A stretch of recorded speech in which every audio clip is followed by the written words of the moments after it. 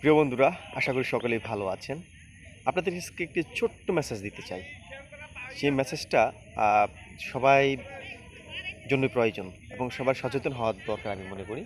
আমি যে জায়গাটাতে দাঁড়িয়ে আছি সেটা হচ্ছে নদীর ধার। এটাকে বালু নদী বলা হয়।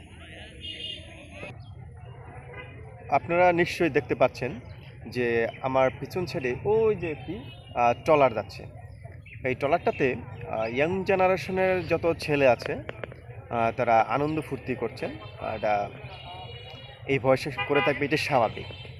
কিন্তু তারা যে সময়টা মেনটেন করছে, যে এখন ঝড় বৃষ্টির সিজন, বৈশাখ জ্যৈষ্ঠ মাস, এই মাসে যে বজ্রপাত হয় এটা কিন্তু তাদের মাথায় একেবারে কাজ করছেন না।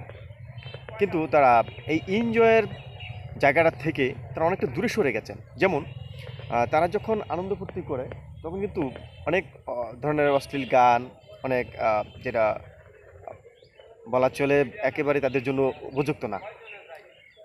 কিন্তু সেই জায়গা থেকে তারা যে বিনোদনটা করছেন এটা আসলে তাদের দোষ দেব না। আমাদের সমাজে যারা আছেন, গার্জিয়ান আছেন, তারা আমি মনে করি আসলে এতটা সচেতন না। যদি সচেতন হইতো তাহলে তাদেরকে অবশ্যই একটা ধরাবাঁধা নিয়ম হোক বা যেই শালীনতা বজায় রেখে যেটা দরকার সেটা হয়তো হওয়া উচিত ছিল। কারণ 9-10-এ কলেজ পড়া ছেলে মেয়ে যারা আছেন তারা যে কতটুকু সচেতনতা আছে আমাদের বর্তমানে শিক্ষা কালচারের ব্যবস্থায়, এটা কিন্তু আসলে অতটা নেই। কারণ অভিভাবকদের এই ব্যাপারে সচেতন হওয়া উচিত যে আমার ছেলে মেয়ে কোথায় যাচ্ছে, কি করছে।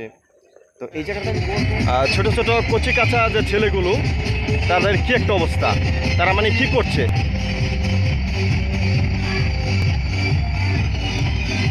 মানে আমাদের এই যুব সমাজ কি করে ঠিক থাকবে যদি এই অবস্থা হয়।